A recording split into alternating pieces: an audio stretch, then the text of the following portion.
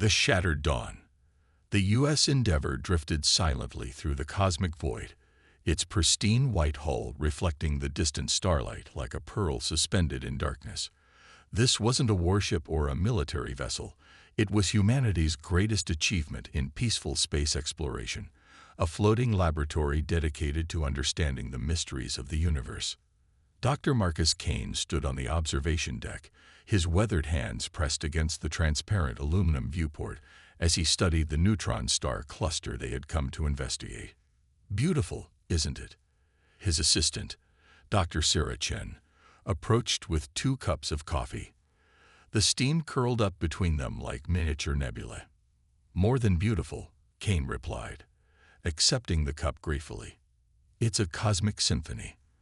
Those gravitational waves are teaching us things about space-time we never imagined possible."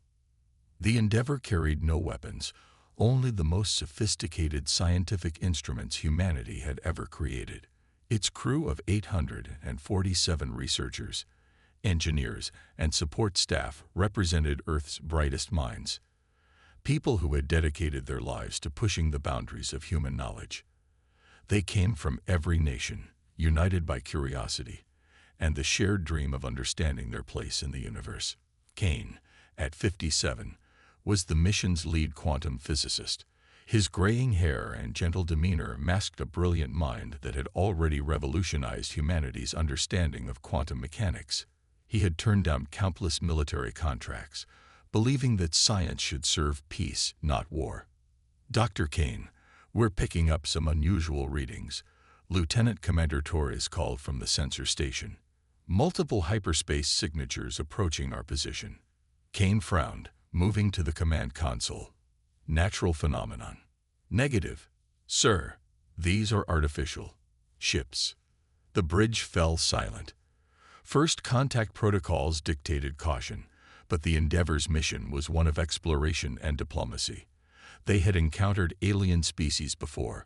Most were curious about humanity, some indifferent, but none had shown hostility toward their clearly marked research vessels. "Open all communication channels," Kane ordered. "Transmit our standard greeting in all known languages. Make sure they understand we're a scientific mission." The view screen flickered to life, revealing ships unlike anything in the Galactic database. Sleek, obsidian vessels that seemed to absorb light rather than reflect it.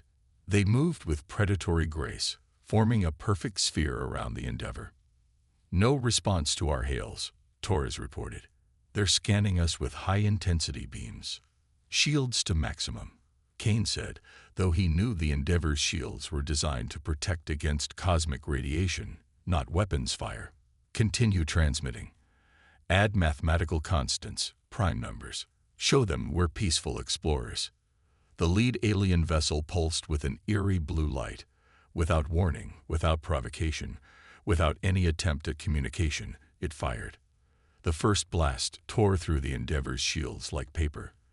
The ship lurched violently, throwing crew members against bulkheads. Alarms screamed as systems failed throughout the vessel. "They're targeting our reactor," someone shouted. "Why?"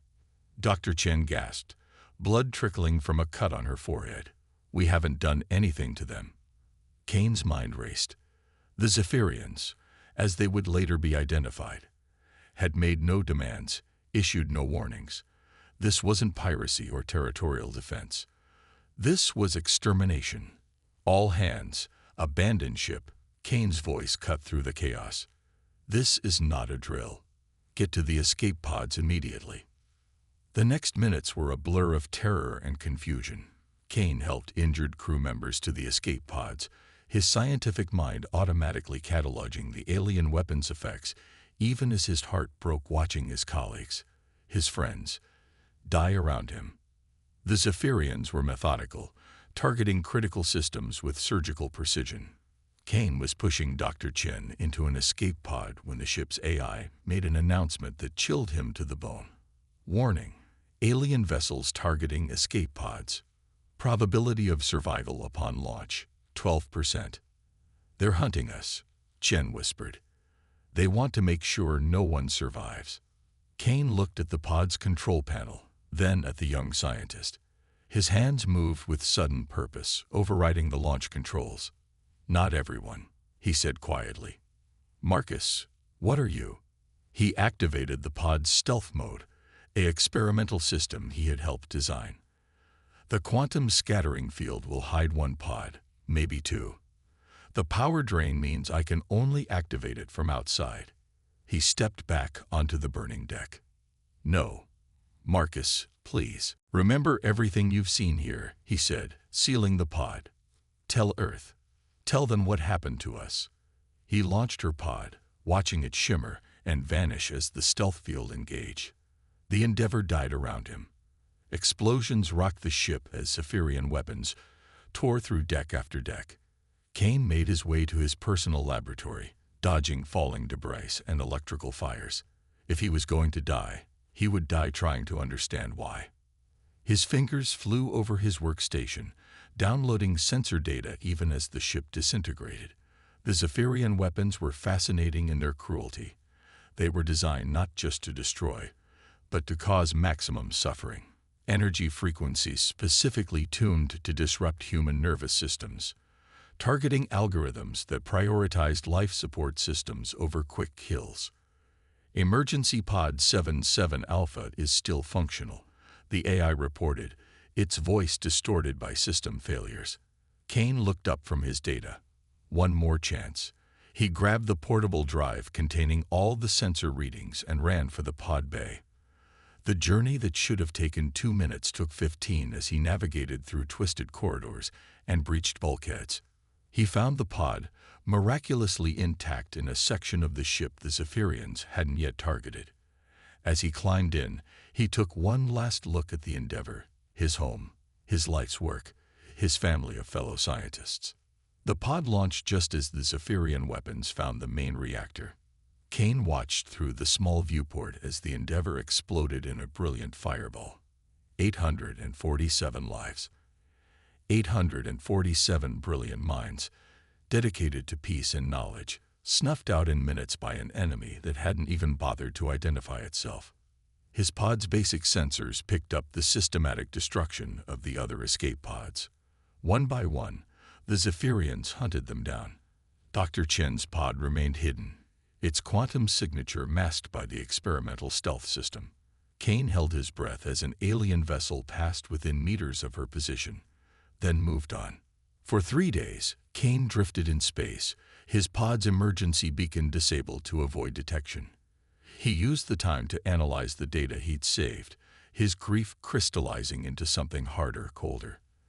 The Zephyrian weapons weren't just advanced. They were specifically designed to counter human physiology. This wasn't a random attack. They had studied humanity, learned our weaknesses, and engineered weapons to exploit them. When the rescue ship finally found him, drawn by Dr. Chen's testimony and the pod's last known trajectory, Kane was a changed man. The gentle scientist who had dedicated his life to peaceful exploration was gone. In his place sat someone who understood a fundamental truth. In a universe where such cruelty existed, peace without the means to defend it was not just naive, it was suicidal. "Dr. Kane." The rescue team's leader approached carefully. "Are you all right, sir?" Kane looked up, his eyes reflecting something the officer had seen before in combat veterans, the cold fire of someone who had witnessed unimaginable loss and found purpose in their pain. "No," Kane said quietly, "but I will be. Take me to Earth's military command. I have something they need to see." He held up the data drive, its surface etched with quantum encryption patterns. "What's on it?" the officer asked. "The end of humanity's innocence," Kane replied, "and the beginning of our survival." As the rescue ship turned toward Earth, Kane stared out at the stars. The Zephyrians had made a fatal mistake. They had attacked a ship full of scientists, yes, but scientists who understood the fundamental forces of the universe better than any military. They had killed his friends, his colleagues, his family. They had created their own worst enemy, a genius with nothing left to lose and everything to avenge. The universe was about to learn why humanity's greatest minds had chosen peace, not because they couldn't wage war, but because they understood just how terrifyingly good at it they could be. The quantum architect. The war room of Earth's Global Defense Council hummed with tension.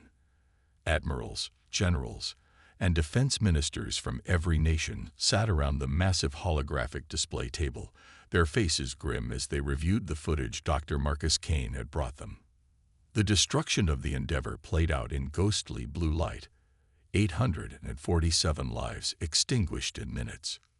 Ladies and gentlemen, Admiral Sarah Mitchell, head of the United Earth Fleet, addressed the assembly. What you've just witnessed represents the single greatest loss of civilian life in space exploration history. The Zephyrians gave no warning, made no demands. This was pure, calculated murder. Kane stood at the edge of the room, a stark contrast to the military uniforms surrounding him. His simple gray jumpsuit and unkempt appearance marked him as an outsider, but his eyes held an intensity that commanded attention. Dr. Kane, Mitchell continued, has requested this emergency session. He claims to have developed something that could change the nature of our defense capabilities. Dr. Kane stepped forward, placing his datapad on the table. The hologram shifted, displaying complex quantum equations and weapon schematics that made several officers lean forward in interest. The Zephyrians made 3 critical errors, Kane began, his voice steady despite the emotion behind it. First, they assumed our peaceful nature meant we couldn't defend ourselves. Second, they left survivors who understood their technology. Third, and most importantly, they attacked scientists who comprehend the fundamental nature of reality itself. He manipulated of the hologram, zooming in on a strange, crystalline structure. This is a quantum entanglement resonator. In simple terms, it's a weapon that doesn't travel through space to reach its target. It exists simultaneously at the point of origin and the point of impact. General Petrov, Earth's most decorated military strategist, frowned. You're talking about faster-than-light weapons. That violates everything we know about physics. No, Kane corrected. It sidesteps physics entirely. Quantum entanglement allows for instantaneous correlation between particles regardless of distance. I found a way to weaponize that correlation. The room fell silent. Dr. Elizabeth Warren, the Council's chief science advisor, studied the equations with growing alarm. Marcus, this is brilliant, but it's terrifying. You're talking about weapons that can't be dodged, can't be shielded against, can't even be detected until they've already struck. Exactly, Kane nodded. The Zephyrians built their entire military doctrine around their superior speed and shielding technology. This renders both obsolete. He brought up tactical simulations showing Zephyrian fleet formations. Their ships are designed to be invulnerable to conventional weapons, but they're not designed to handle attacks that don't exist in conventional spacetime until the moment of impact. Mitchell leaned forward. How long would it take to build these weapons? I've already built the prototype, Kane replied, producing a small device from his pocket. It looked deceptively simple, a crystal matrix suspended in a containment field. I used the Endeavour's quantum lab equipment I managed to salvage. With proper resources, we could have a full defensive grid operational within 6 months. Defensive? General Chen from the Pacific Alliance questioned. These sound like offensive weapons. Kane's expression hardened. The best defense is making sure no one ever dares attack you again. The Zephyrians think humans are weak, peaceful prey. They need to learn that we chose peace. We can choose differently. The debate raged for hours. Ethical concerns were raised. Was humanity prepared to wield such devastating power? Could they maintain their moral compass while deploying weapons that could annihilate entire fleets with a thought? Dr. Warren voiced the deepest concern. Marcus, you're asking us to fundamentally change who we are as a species. We've always prided ourselves on being explorers, scientists, diplomats. This technology, it would make us the most feared species in the galaxy. And the most respected, Kane countered. Fear and respect aren't mutually exclusive. The Zephyrians killed our people because they didn't respect us. They saw our kindness as weakness. That perception ends now. The vote was close, but ultimately unanimous. Faced with an existential threat, humanity chose survival. 6 months later, the Zephyrian Grand Fleet appeared at the edge of Earth's solar system. Their message was simple: surrender your worlds or face extinction. You have witnessed our power. Resistance is futile. Admiral Mitchell stood on the bridge of the EDS Nemesis, humanity's newest and most advanced warship. Beside her, Kane operated a console unlike anything seen on a military vessel. It looked more like a musical instrument than a weapons system. Dr. Kane, are the quantum resonators online? All 17 nodes are active, Kane confirmed. Targeting solution locked on every Zephyrian vessel. The Zephyrian commander appeared on the main screen, its insectoid features twisted in what might have been amusement. Humans, your largest fleet could not match even our scouts. Surrender now, and some of you may be spared for study. Mitchell straightened. This is Admiral Sarah Mitchell of the United Earth Fleet. You murdered 847 of our peaceful explorers. You destroyed a ship dedicated to scientific advancement. You threatened our worlds. We offer you one chance. Leave now and never return. The aliens' mandibles clicked in what their translators interpreted as laughter. Your bravery is amusing. We will remember it when we dissect your species. Mitchell nodded to Kane. Doctor, you may fire when ready. Kane's hands moved over the quantum controls with the precision of a concert pianist. For a moment, nothing seemed to happen. Then, across the vast distances of space, reality itself seemed to flicker. Every Zephyrian ship, all 347 vessels of their grand fleet, simply ceased to exist. Not explosions, not debris fields. They were there one moment, gone the next, as if they had never been. The quantum weapons had bypassed their shields, their armor, their very existence in normal space-time. At the quantum level, Kane had simply disentangled their molecular cohesion. They didn't just die. They ceased. The silence on the bridge was absolute. Even Mitchell, who had known what to expect, stared at the empty space where the alien fleet had been. My God, someone whispered. Kane lowered his hands from the controls, his face grim. Send this recording to every spacefaring species in the galaxy. Let them all know. Humanity chooses peace, but we are no longer defenseless. The aftermath was swift and dramatic. Species that had dismissed humanity as weak primitives suddenly requested diplomatic relations. The Galactic Council, which had ignored Earth's petitions for membership, fast-tracked their application. Within a year, humans went from being seen as naive idealists to respected and feared members of the galactic community. But the true revolution wasn't military. It was philosophical. Kane's weapons were never used again in anger. Instead, they became the foundation of the Kane Doctrine. Peace through the absolute ability to enforce it. Research stations like the Endeavour were rebuilt, but now they traveled with quantum resonator escorts. Human explorers continued pushing the boundaries of knowledge, but now the galaxy knew that attacking them carried an unthinkable price. Kane himself returned to scientific research, but he was never the same man who had watched the stars with wonder from the Endeavour's observation deck. He founded the Marcus Kane Institute for Defensive Sciences, dedicated to ensuring humanity would never again be helpless in the face of aggression. In his private moments, he would sometimes visit the memorial wall at the Institute, where the names of the Endeavour's crew were etched in quantum crystal. He would stand before Dr. Chen's name. She had survived and went on to become Earth's first quantum defense minister. And those of his fallen colleagues. I kept my promise, he would whisper. No one will ever do this to us again. The universe had learned a crucial lesson. Humans were indeed peaceful, kind, curious explorers, but they were also the species that had split the atom, decoded the genome, and mapped the quantum foundations of reality itself. They chose to use this knowledge for peace and exploration. But when threatened, when pushed, when their innocent were murdered, they could become something else entirely. They could become the architects of impossibility, the masters of the fundamental forces that held reality together. The Zephyrians had wanted to teach humanity about power.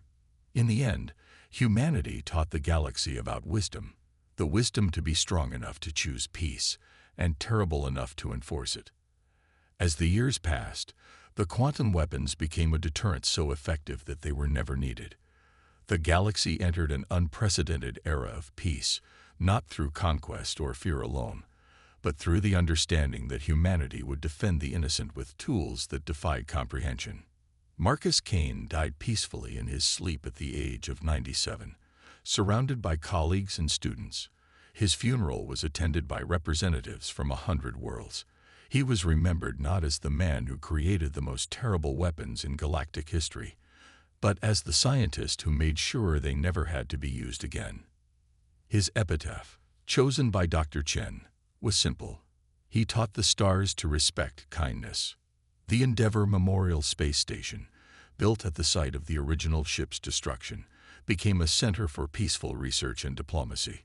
Its motto, inscribed in quantum crystal that would last until the heat death of the universe, captured the essence of humanity's journey.